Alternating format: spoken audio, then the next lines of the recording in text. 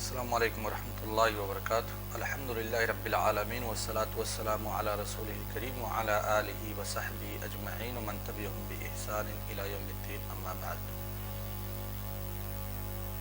شباب، اس سے پہلے کے درس میں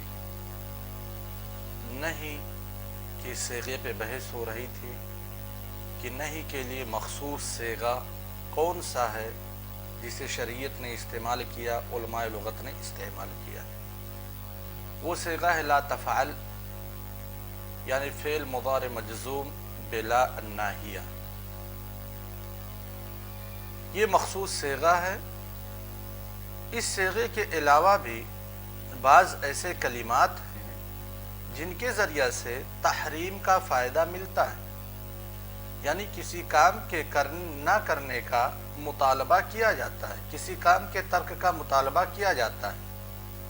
اور ان صیغوں کو ہم جب حرام کی بحث پڑھ رہے تھے حکم تکلیفی کی اقسام میں، وہاں پہ گزر چکی ہے یہ بحث۔ جیسے کسی بھی فعل کو تحریم کے ساتھ متصف کرنا، حرمت علیکم امہاتکم، حرمت علیکم المیتہ، انما حرم اللہ علیکم، وغیرہ وغیرہ۔ یا کسی بھی فعل کو قبح کے ساتھ بیان کرنا، اس کی خرابی کو بیان کرنا، جیسے اللہ کے رسول صلی اللہ علیہ وسلم کا قول ثمن الکلب خبیث۔ یہاں اللہ کے رسول صلی اللہ علیہ وسلم نے کتے کی جو قیمت لی جاتی ہے یا دی جاتی ہے، اس کو خبیث سے تعبیر کیا، خباثت سے تعبیر کیا، لہذا یہ دلالت کرتا ہے کہ یہ فعل حرام ہے۔ لیکن کیا یہ نہیں ہے؟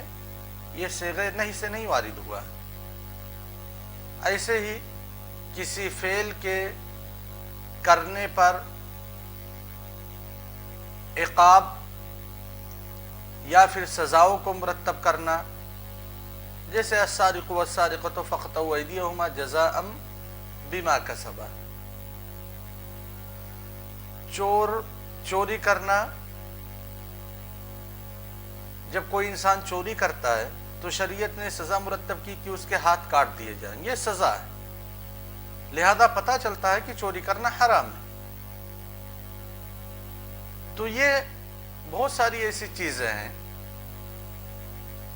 جس سے تحریم کا تو فائدہ ملتا ہے، لیکن ہم وہاں پہ نہیں کہہ سکتے کہ یہاں پہ صیغے نہیں۔ صیغے نہیں، صرف ایک ہے، وہ ہے فعل مضارع مجزوم بلا الناہیہ۔ آج ہم بحث کر رہے ہیں کہ جو فعل مضارع مجزوم بلا الناہیہ ہے، لا تفعل کا صیغہ یا لا تفعیل کا صیغہ یا لا تفعیل کا صیغہ یا لا تفعلل کا صیغہ، وہ کن کن معانی پہ دلالت کرتا ہے؟ کیا وہ صرف تحریم کے لیے آتا ہے یا تحریم کے علاوہ دوسرے معانی پہ بھی دلالت کرتا ہے؟ سب سے پہلا معنی ہے تحریم کا، کسی چیز کو حرام ثابت کرنے کے لیے، جیسے اللہ تبارک و تعالیٰ کا قول وَلَا تَقْتُلُوا النَّفْسَ الَّتِي حَرَّمَ اللَّهُ۔ وَلَا تَقْتُلُوا یہ فعل نہیں ہے، یہاں پہ تحریم پہ دلالت کرتا ہے۔ کسی بھی نفس کو قتل کرنا، ایسے نفس کو جسے اللہ تبارک و تعالیٰ نے جس کے خون بہانے کو حرام قرار دیا ہے، ایسے نفس کو قتل کرنا حرام ہے۔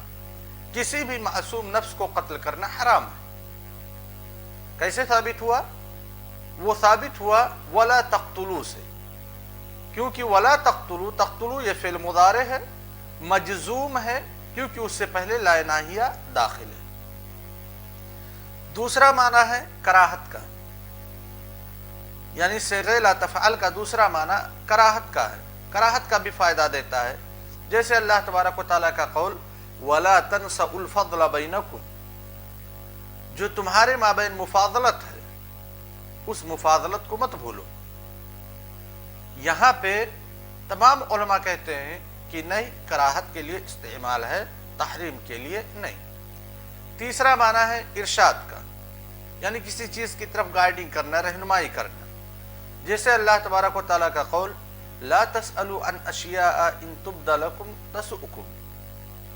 نبی کریم صلی اللہ علیہ وسلم سے ایسی چیزوں کے بارے میں سوال مت کرو کہ جس کا جواب اگر تمہیں مل جائے تو تمہیں برا محسوس ہو۔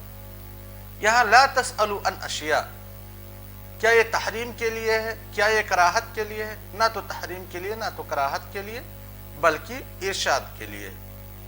چوتھا معنی ہے دعا، جیسے اللہ تبارک و تعالیٰ کا قول مکلفین کہتے ہیں، مسلمان کہتے ہیں ربنا لا تزغ قلوبنا بعد اذ ہدیتنا۔ ربنا لا تزغ، لا تزغ یہ فعل نہیں ہے، لیکن کیا تحریم کے معنی پہ دلالت کرتا ہے؟ قطعاً نہیں،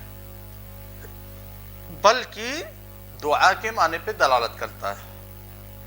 پانچواں معنی ہے التقلیل والاحتقار، جیسے اللہ تبارک و تعالیٰ کا قول لا تمدن عینیک الی ما متعنا به ازواجا منہم۔ لہذا جو کچھ انسانوں کے پاس ہے یہ بہت ہی قلیل ہے اللہ تبارک و تعالیٰ کے پاس موجود اجر کے مقابلے میں۔ چھٹا معنی ہے کسی چیز کی عاقبت اور انجام کو بیان کرنا، جیسے اللہ تبارک و تعالیٰ کا قول وَلَا تَحْسَبَنَّ الَّذِينَ قُتِلُوا فِي سَبِيلِ اللَّهِ أَمْوَاتًا بَلْ أَحْيَاءٌ عِندَ رَبِّهِمْ يُرْزَقُونَ، یعنی جہاد کا انجام کیا ہے؟ اخروی سعادت کی زندگی ہے، اسی کو اس آیت میں بیان کیا گیا ہے۔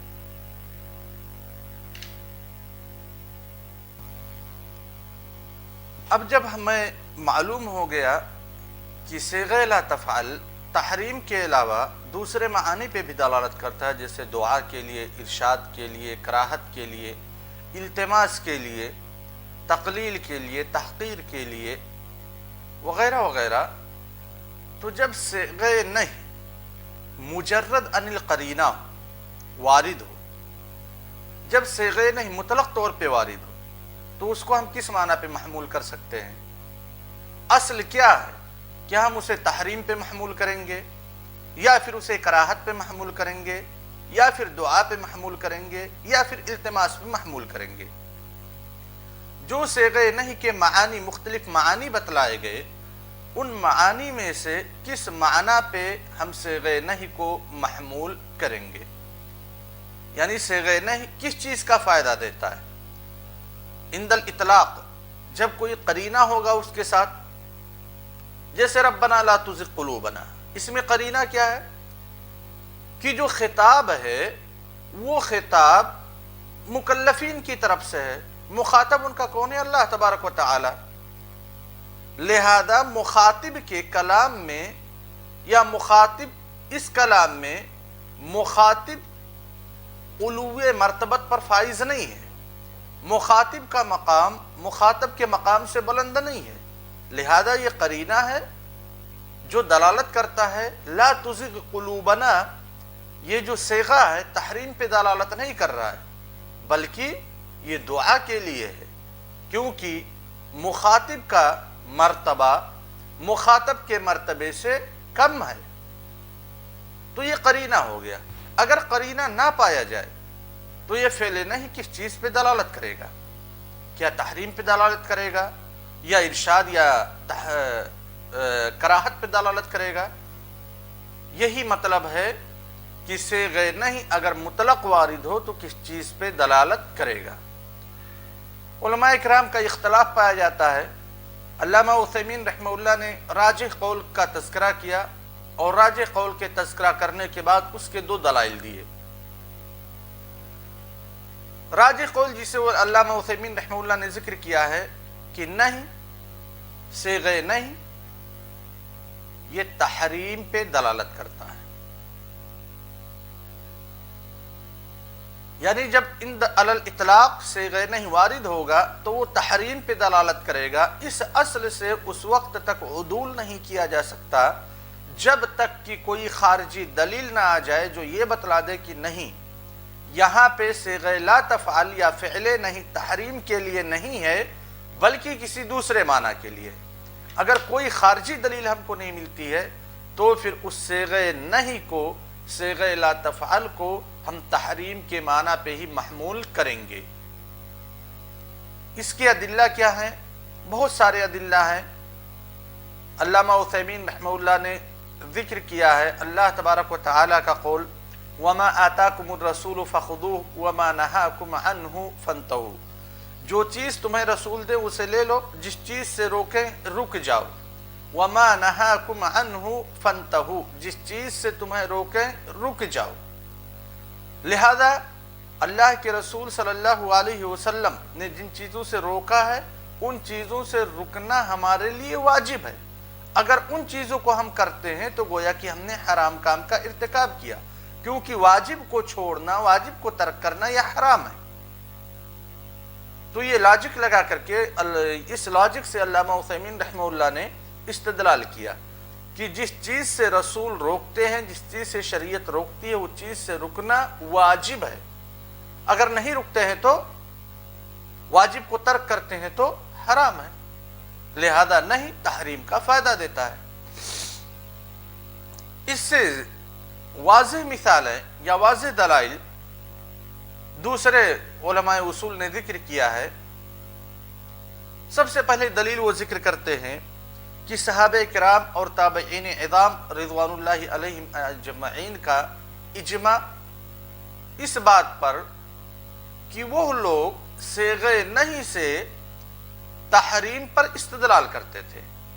यानी सहाबे किराम का इजमा, ताबईन का इजमा इस बात पर था कि नहीं, जब मुतलक तौर पे वारिद होगा तो वो तहरीम पे दलालत करेगा, और इसी कायदे की तत्बीक करते थे सहाबे किराम और ताबईन इज़ाम। कहीं पे भी देखते थे कि सेगे नहीं अगर मुतलक वारिद है तो वो तहरीम पे दलालत कर रहा है। बहुत सारी मिसाल है, जैसे कहते थे कि ज़िना मुहर्रम है, ज़िना हराम है। दलील क्या लेते थे? अल्लाह तबारक व तआला का कौल वला तक़रबू अज़्ज़िना, वला तक़रबू अज़्ज़िना से इस्तिदलाल करते थे कि ज़िना हराम है। कैसे इस्तिदलाल करते थे? क्योंकि वला तक़रबू अज़्ज़िना, ज़िना के करीब मत जाओ।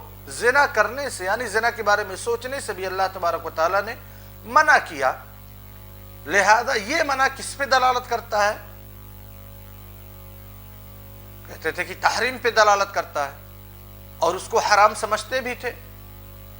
लिहाजा पता चला कि सहाबे किराम और ताबईन इज़ाम के नज़दीक जब सेगे नहीं मुतलक तौर पे वारिद होता था तो उससे वो लोग दलील पकड़ते थे कि सेगे नहीं जब मुतलक तौर पे वारिद होगा तो वो तहरीम पे दलालत करेगा। ऐसे ही कहते थे कि कत्ल, किसी नफ्स को कत्ल करना यह हराम है। दलील किससे पकड़ते थे? सेगे नहीं मुतलक तौर पे वारिद हुआ है। अल्लाह तबारक व तआला का कौल वला तक़्तुलुन नफ्सल्लती हर्रमल्लाहु इल्ला बिलहक़। कहते थे रिबा हराम है। दलील क्या होती थी?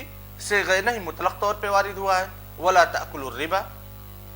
लिहाजा सहाबे किराम और ताबईन इज़ाम जब इन जैसी मनहियात को या इन जैसे सेगों को सुनते थे जिनमें सेगे ला तफ़अल वारिद है, तो फिर उनके समझ में, उनके जहन में फौरन ये बात आ जाती थी कि यहाँ पे शरीयत ने इस काम के ना करने का मुतालबा किया, इस काम से रुकने का मुतालबा किया है जो कि तहरीम पे दलालत करता है। यह असल है इजमाए सहाबा और इजमाए ताबईन।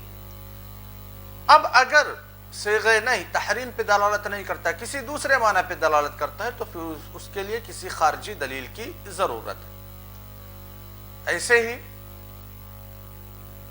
अहले लुगत या अइम्मे लुगत का इजमा है इस बात पर कि सेगे नहीं तहरीम पे दलालत करता है। कैसे?